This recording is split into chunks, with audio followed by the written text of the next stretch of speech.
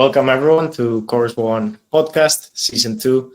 Today we have a very special episode with Yair Cleper. He is the founder of Lava Network, and today we're going to unpack a bit more about RPCs and how does the project actually work. And with me today, we also have Thalita, who's the networks lead at Course One.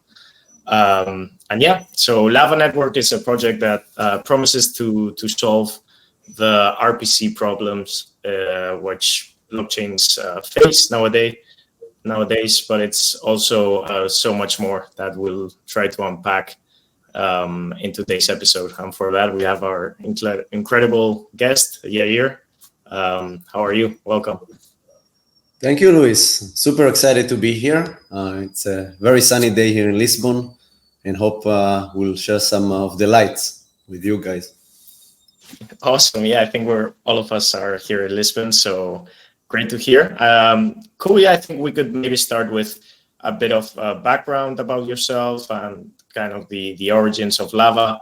We also heard and read that you also had some previous MEV experience in the past, which would also be super cool to hear. Yeah, so thank you for that. I'm excited to be here. Always telling Lava story brings us back to the origins on one hand, thinking why we started, and the why is something that is very important. Basically, it's the passion that you wake up every day with. Our background, together with my co-founder, we are 3 times founders from Israel. Very strong technical background, founded and sold companies in cybersecurity, in supermarket technology, business intelligence, and some others initiatives. My co-founder actually jumped into Web3 2.5, almost 3 years ago, did some MEV bots, and he dragged me to fall in the rabbit hole, how you say. And it was very exciting time back then. I think it was the NFT summer. And we always, from the get-go, were really curious about how do you get access to the blockchain data. And we've seen that, the building blocks of that is basically the RPC. If you want to communicate, if you run read-write transaction, you use RPC. And we realized that the RPC was super centralized and with a single point of failure. So it made it very unreliable. And when we wanted to address and make it, much more scalable and more reliable. But during the time that we started building Lava, we've been approached by a couple of blockchains themselves. And they say today you are actually approaching the dapps and solving their burden of RPC. But basically, ecosystem is much bigger problem because they want to bring those dapps to build upon them. So soon we realized that the blockchain themselves have the real problem, right? Most devs and users have free RPC, and this is provided by the blockchain. So when the blockchains inviting those dapps, it has to work for them.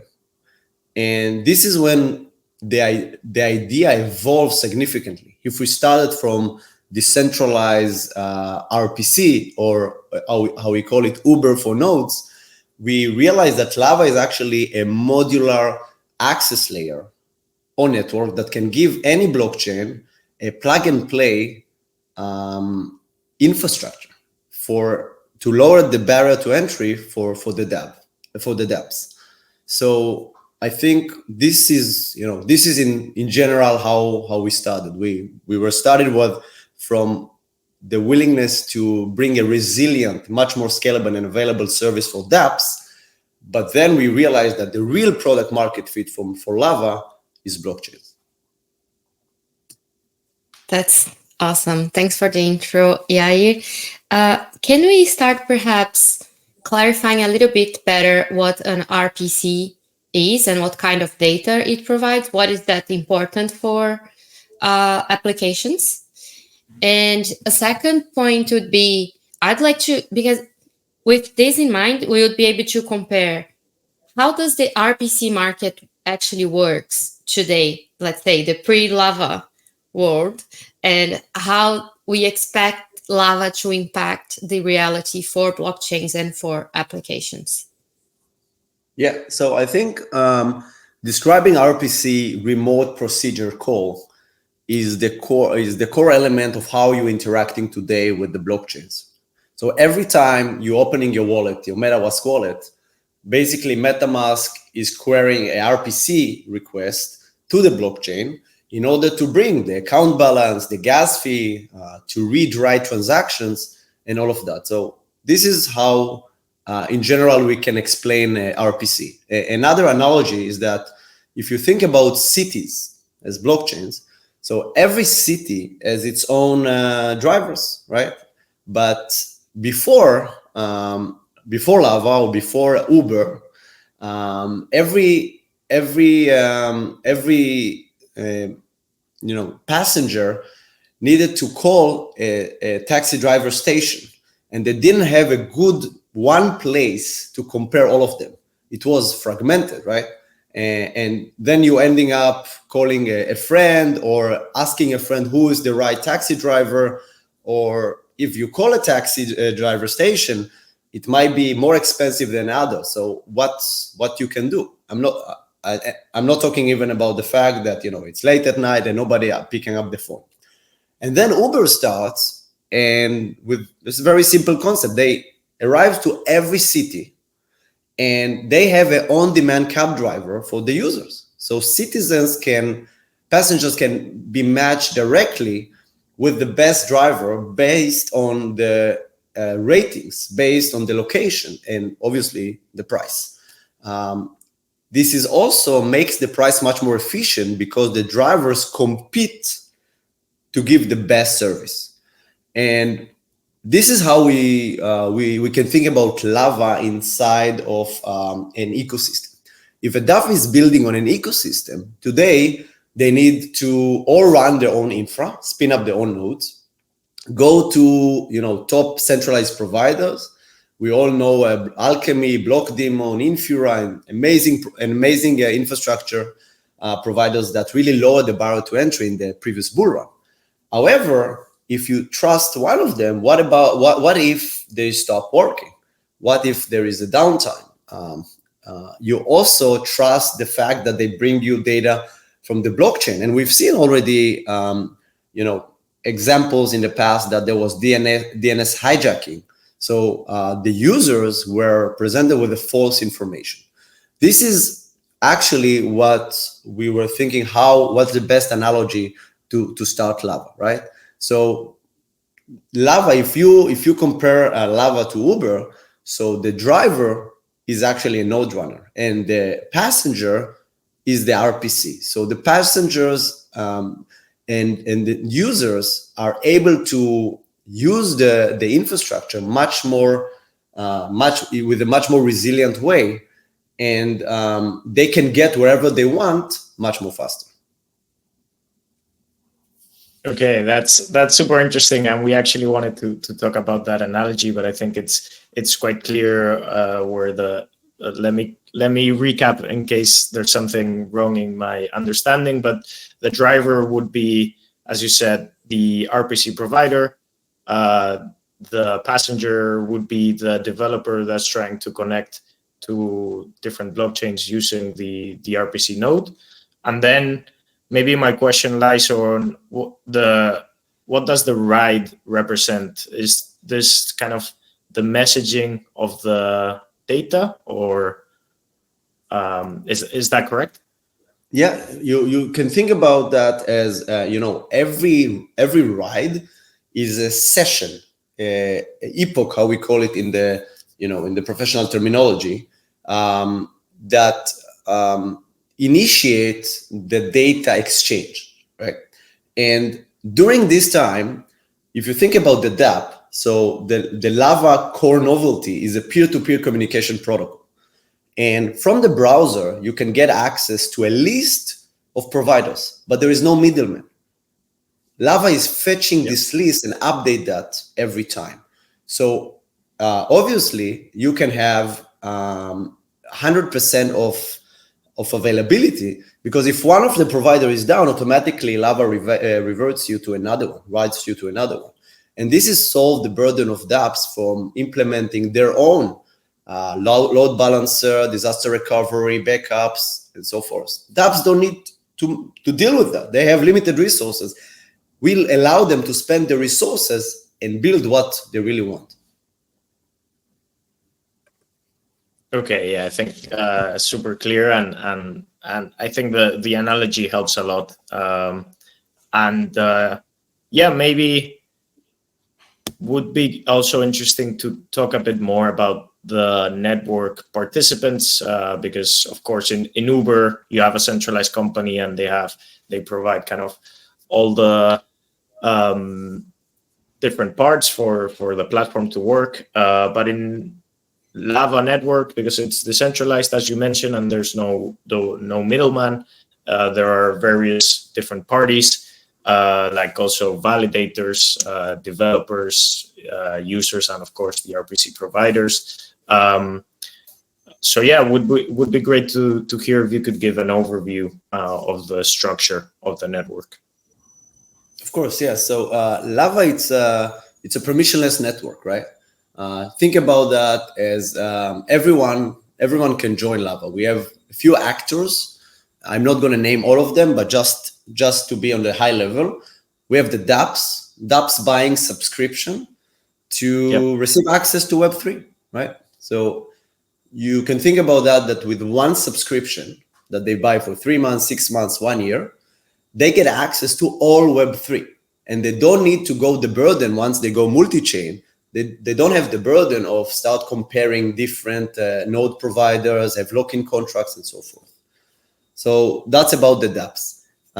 Provider has to stake Lava in order to join the Lava network and to provide service. This staking is actually making them accountable for the service they give. So if, for example, they give bad service or even malicious one, they are risking to jail or even slash their stake. And this is how we create a honesty environment for the data exchange. Another actor is the validators. The validators securing the chain, securing the honesty of the data, reliability, availability, all of those parameters, to make sure that dApps get the best service they can. And we developed in Lava, the bread and butter is around data accuracy. How we make sure, how do we even know that the blockchain, that this block is from the blockchain itself, right? And we developed different mechanism to ensure that is the latest block. If we can compare several data providers without they knowing that they've been compared, and benchmarking those data points. So if we find out that there is misalignment, we develop a mechanism around conflict detection and resolution of misalignment like that. So to make sure that everything is automatic on the one hand, but we ensuring the quality of the data. The fourth actor is champions, and this is the second novelties of Lava. So if I spoke before about the first novelty, it's a communication peer-to-peer protocol from the browser directly to the providers. The second novelty is the champions or specs. Specs are actually contributors that can define in-demand specs for new upcoming chains, for existing chains.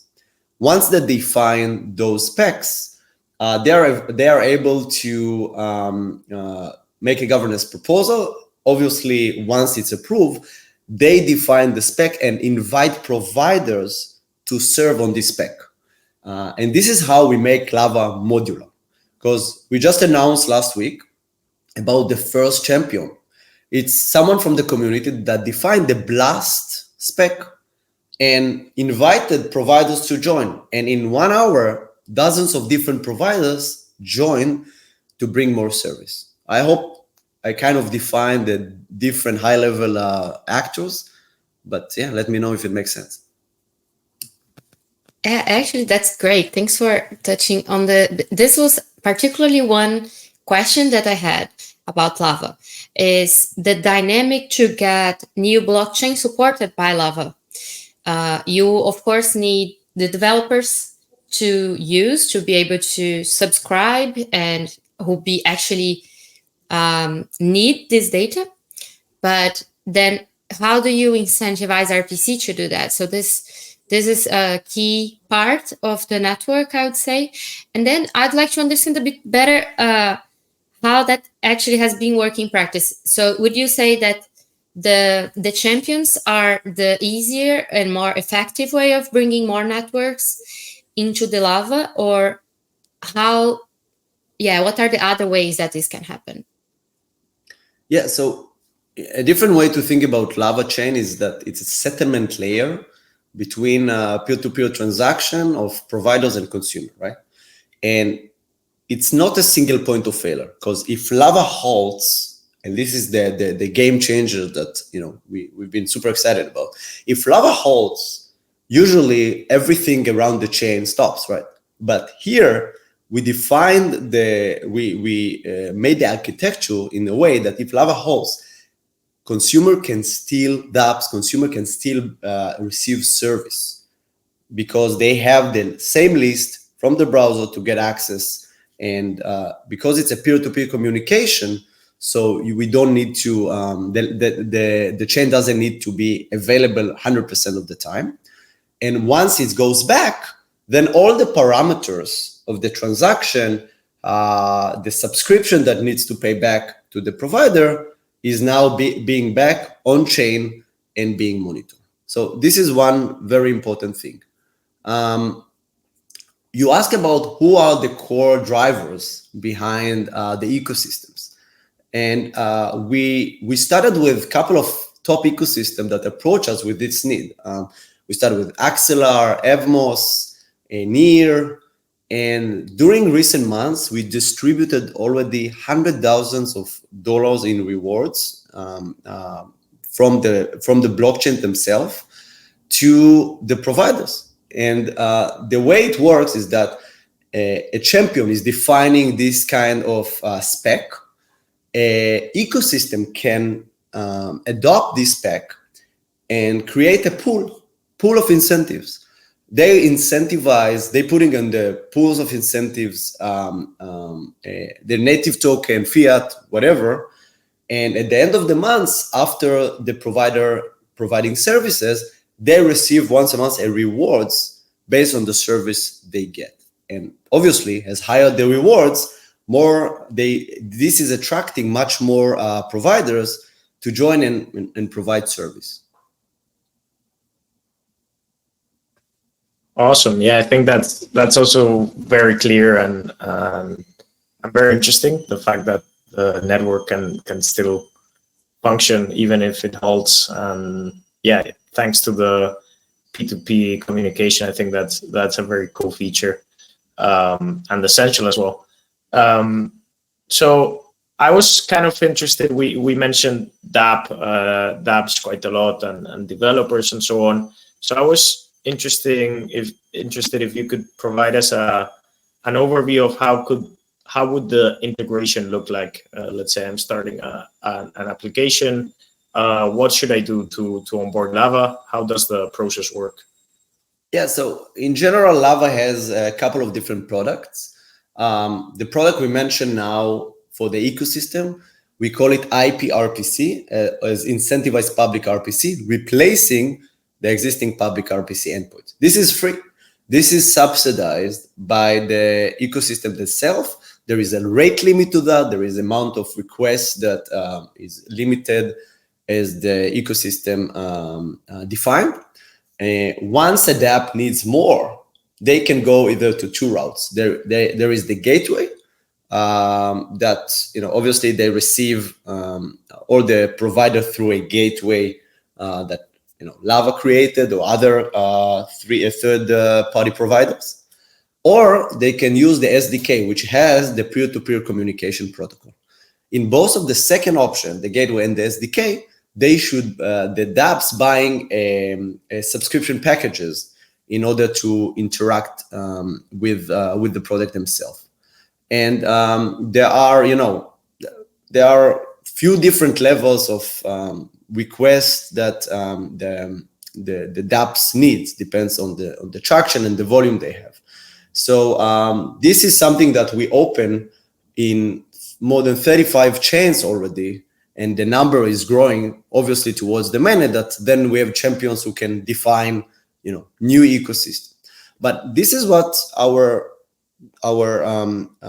change in the way we're thinking about that in the last half a year. Our focus is working directly with the blockchain, because the majority of the devs and users do not pay for RPC, right? They need a free way to onboard to chains, otherwise they'll not use it. That's the first access layer, the first milestone that every dapp is bumping in. Who is gonna provide the RPC service? And on the other end, ecosystem say we cannot monitor and know what's going on there under the hood of the public RPC with the existing way they work, locking in contract with different providers. So when they see Lava, they first time pay for service that they can monitor and can understand who gave the best quality of service. They pay for the demand that they actually had, not a lock-in contracts, payment per month without understanding, was it needed, was it not? So Lava is a modular network that every blockchain can plug and play into their ecosystem, smooth and reliable RPC access. So that's in general the two different niches of chains. We have the underserved chains that can be near Evmods, Darknet. Not all provider can support all of them, but they have very strong communities that can be those providers. And there are new chains up and coming, and I guess we're going to speak about the 1,000 rollups coming up, and those new chains also need a super reliable RPC, but who's going to give it to them? And with Lava, we actually allowing here the adoption of super quick adoption based on the demand. So if I understood correctly, you're saying that Lava can actually be leveraged by the blockchains itself when they are since their inception, right? Like if I'm just running my public testnet, I need to attract developers. We need applications being built. We need adoption activity. And then you're saying that Lava can be used as a way of incentivizing. For example, you mentioned the pool of rewards.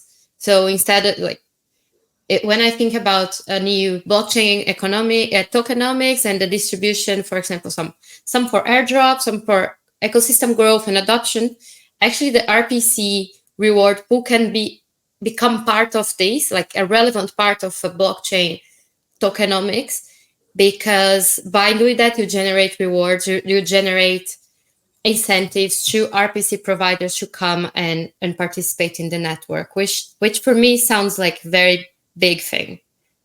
Yeah, what you said is amazing. It's summarizing our approach of harnessing the power of community.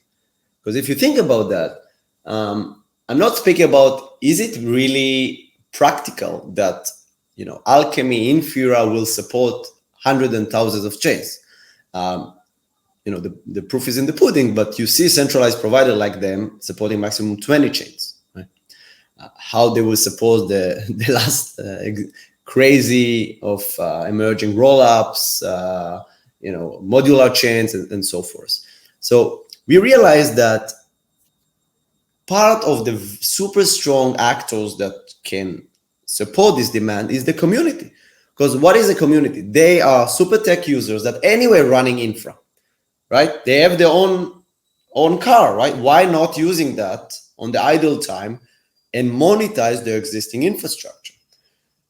most of the time they're going to be much more sophisticated and provide better service, archival, indexing, sequencing, all of these sort of different services, because they are specialized in a specific community. So by those pools, we are able to give them monetize. The ecosystem able to say, okay, instead of doing marketing, instead of doing hackathons, we're putting incentives that goes back to the community and make it much more engaging. And yeah, I think this is a super strong added value and a key differentiator of Lava that no one else is doing. Okay, yeah, I think that's a very interesting point, and because it shows that you guys have a very unique business model where you can also target, let's say, ecosystem foundations, because they're, of course, want to incentivize their blockchain being connected to other blockchains for increased usage. And here, Lava is kind of the perfect piece in between that can fix that. So I'm curious about the other components of the business model. How do you guys plan to make money? And if you could give us an overview of that, if there's any other components, and if you want to touch on tokenomics, that would also be fantastic. Yeah, so in general, we are a philanthropic service. No, I'm kidding. It's we wanted to, we thought about Lava at the beginning to build an open source, right? And yeah. If you think about the simplification of how you get data access to data, one of the greatest example, I think, it's with what we're doing now. We are in a web browser, right, and in a website, and we type www. What's the name of StreamYard? Yeah. So, but we don't know behind the scenes what version of HTTP is that. We don't know if right now I'm communicating with the server in Eastern Europe. Is it a GCP, Azure? Nobody knows that, right? So why in blockchain we need to implement our own cloud server, our own server at all to interact with that? And that's the simplicity we're trying to bring by creating this access layer. And the entry point for the access layer is with the subscription. So dapps are buying subscriptions for, as mentioned before, for a few months, whatever they need, according to the service they're willing to accept. And the Lava Foundation, the network, is defining the Lava as a utility token. So it's at the end of the month, after every transaction is being collected, and there is a list of the providers that was serving. Every provider is receiving the rewards based on, obviously, on the quality of service they made.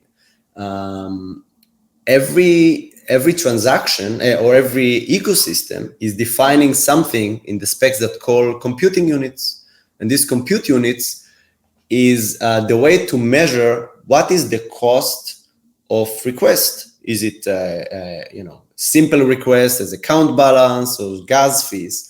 Or is it more sophisticated requests, like bring me the NFT in a specific wallet, right?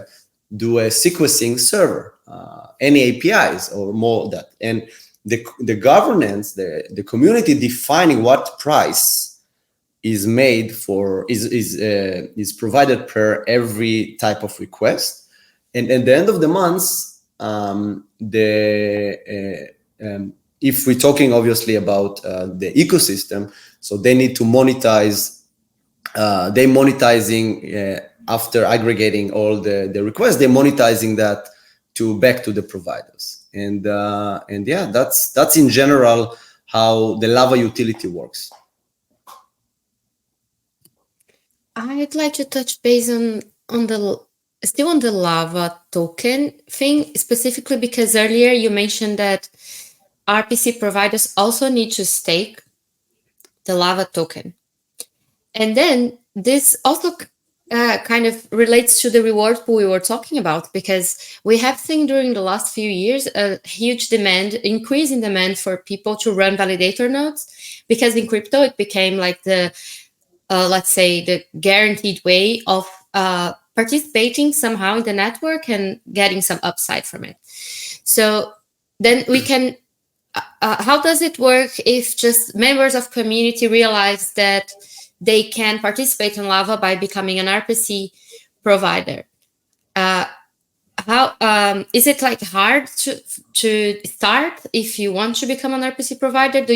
Because as you mentioned, there are very big participants that they are very experienced and provide a high uptime, a high quality service.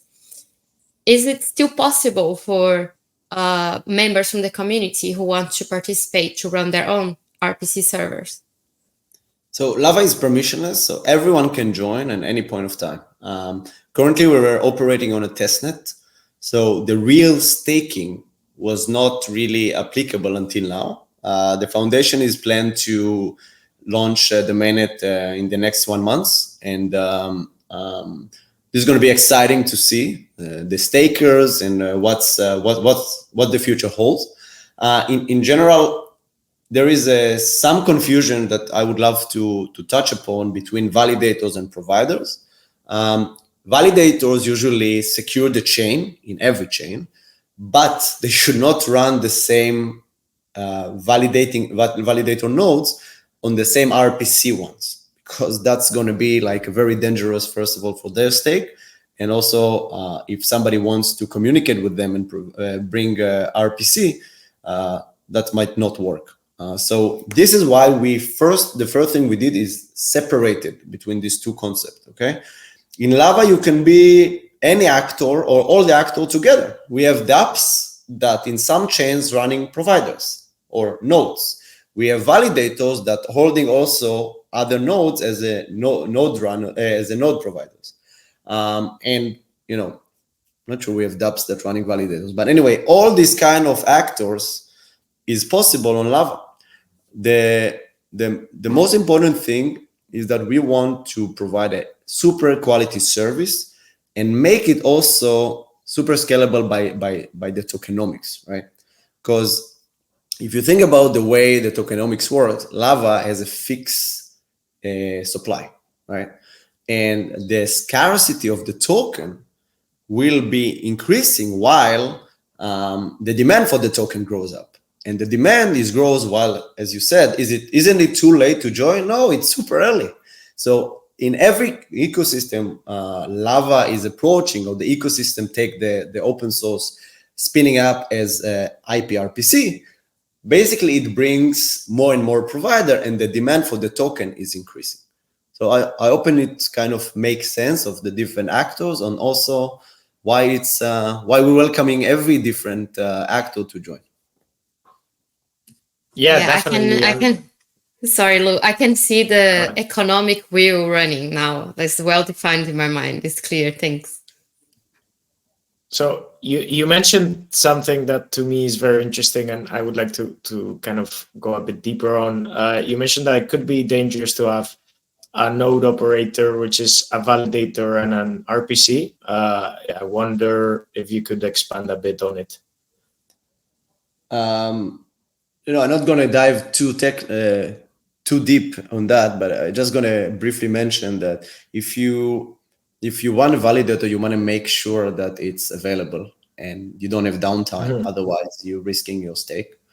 And if you bumped into crazy, demand for the RPC, it might make congestions and make downtime. So it's just not recommended if you care about this stake.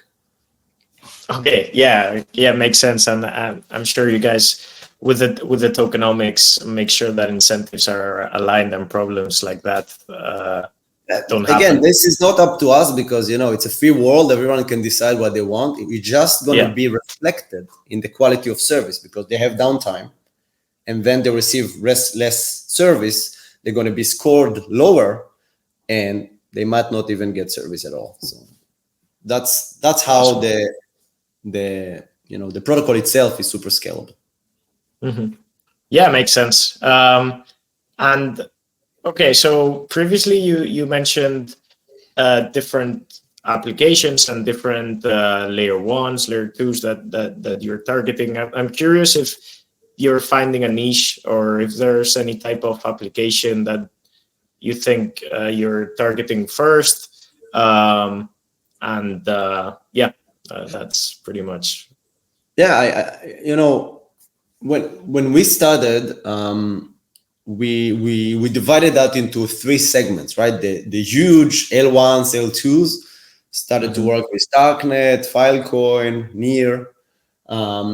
The more upcoming one, or existing one for some time, but they are kind of the medium tier, which is Evmos, Axelar, Stargaze now, and obviously more. And we have the third tier, which are super strong and promising ecosystems that you might never heard of.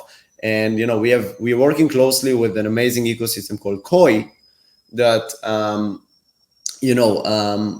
they approach us because they wanted, again, to lower the barrier for entry for the dapps. On the other way, because they're a small startup and they have limited resources, they don't want to go over the process of finding new RPC providers and have lock-in contracts and so forth. So what we defined it with them, it's something that showed you the real power of potential in Lava.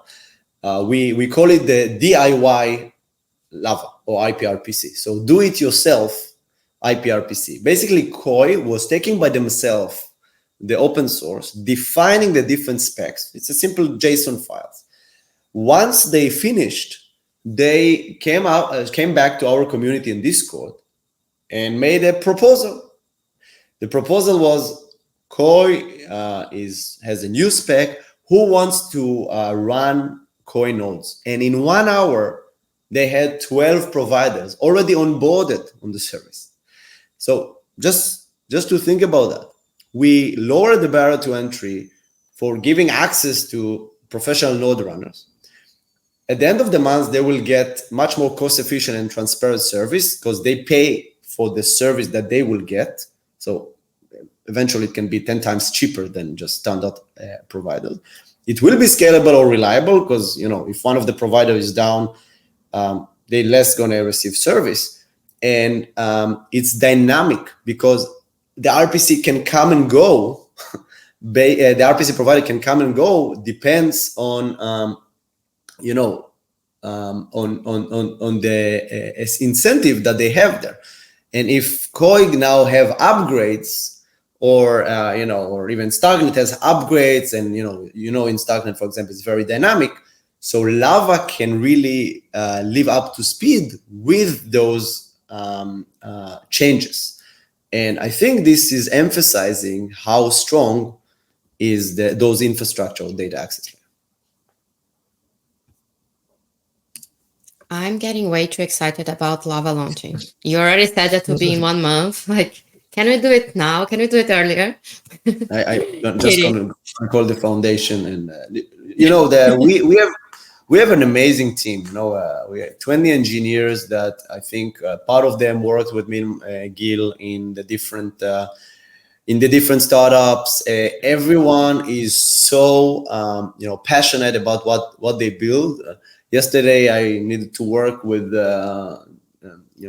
US, so I was late. I was up until late, and I just see people like texting at 2 a.m., 3 a.m. and I'm like, why? And they're from Israel, and why you awake? Like, just go to sleep. But I think it's something that I'm personally waking up with, and I'm really trying to have this kind of environment and familyhood inside Lava and the community. Is that the answer to the question, what makes your heart sing? And this is how I'm personally waking up in the morning. And it's all about passion. You see this excitement, you continue to get great feedbacks, and you just keep going. And it feels really natural for me in terms of advancing the infrastructure. It's such a crucial part of the ecosystem that is expanding quite a lot. Now it became obvious that we need that because of the modularity, and I would suggest we perhaps jump a little bit into this right now. You mentioned the rollups, and I just came back from Denver, and the only narrative was basically AVSs. That's basically the app chain thesis that we are very used to it in Chorus One, at least, because we have been very much interacting with Cosmos chains and that. So yeah, now it becomes obvious, but now you guys started building this much earlier, before the modularity path actually has taken over, like now how it actually did. So yeah, what do you guys think? Should we talk about the modularity thing and how Lava is positioning or targeting to contribute?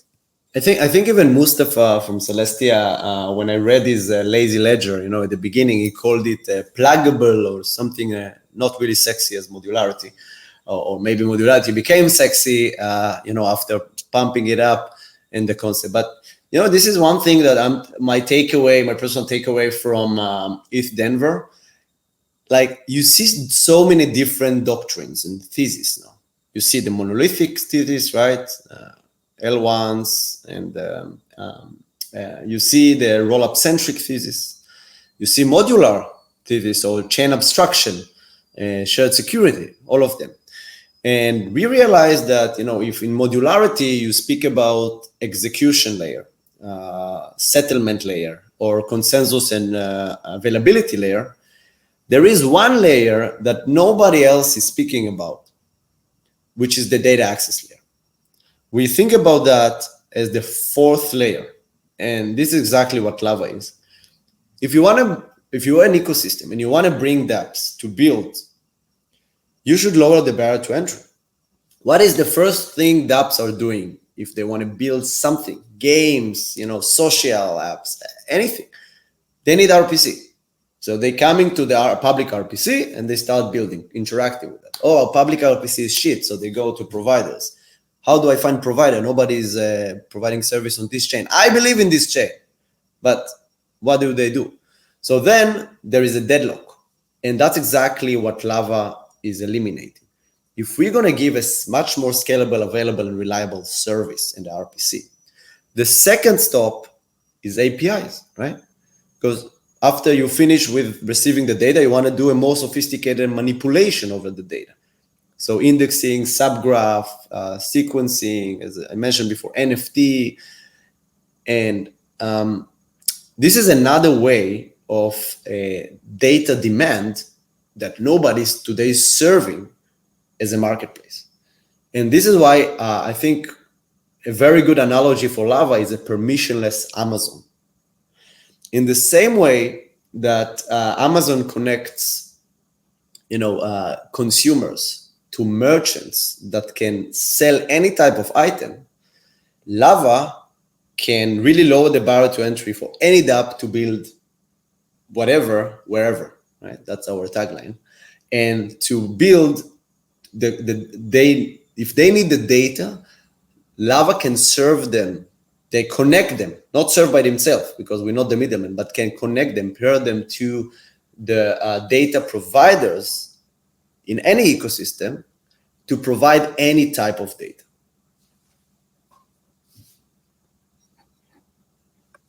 Okay, that's very cool. I really like the Amazon analogy as well, and I think it's definitely something needed. And as you mentioned, the data access layer is also something that people overlook. But then I guess when people try to access data from other places, it's something that's critical and fundamental. So yeah, I would also be interested to understand or to learn a bit more on your take on rollups, AVSs. Will it be kind of the same process once EigenLayer, for example, is live? Do you also expect to have champions to say, hey, I like this AVS, let's provide it? What do you think? I think we after ETH Denver, we got a backlog from different ecosystems that, Nice. that want to deploy Lava. By the way, we're telling them we're doing that gently, right? Because we want to focus now on the existing ecosystem and make it super bulletproof that everyone says Lava took the burden away from us. You know, we know from previous journeys how easily you get into this out of focus, and we don't want to spread too thin. So we make sure that the existing ecosystem is working like a charm, and then we can support anyone else. And again, in the mainnet, everyone can spin up his own open source SDK. So we're currently in an audit process. Once finished, I believe the foundation is talking about listing and so forth. And yeah, everything is coming very soon. That's amazing. Time unfortunately goes really fast. That was a very nice conversation. I don't have any other questions. Do you guys want to touch base on any other topics? I think maybe just to end, I think you listeners like to hear about airdrops. I think maybe you could give us a bit of a shield on Magma points and the airdrop, just so people can prepare for mainnet and the launch. Yeah, no shilling here. I'm always saying pudding, and I think the foundation did a great job now with the point system, the Magma point system, where they were thinking how we can connect every non-technical user to Lava, because we had a very technical discussion now, and we understand that at the end of the day, dapps needs to implement Lava on the technical level, but everyone today use wallets, right? So the wallets, what are the endpoints for the wallets? Do they use a centralized providers? Is it like run by their own provider or stuff like that? So that's where Foundation presented Magma, that every crypto user can change the endpoint and use Lava and receive points. I think there's going to be a couple of published announcements soon with the plan of Foundation regarding the listing, maybe airdrop plans or stuff like that. But yeah, I will be also looking forward to hear the updates soon. Awesome. Yeah, thanks so much, Yair. I think we can wrap up in the interest of time. It's been super cool to have you. And yeah, I think we're all very excited about the upcoming launch. And yeah, wish you all the best. Thank you. Thank you for inviting me here. And again, I'm inviting any community, any member that watching the podcast, and join us. It's still early, and 2024 will be the eruption year. Awesome. Love it. All right. I love the analogies. Thanks, guys. It was a pleasure. Bye. You. Bye-bye.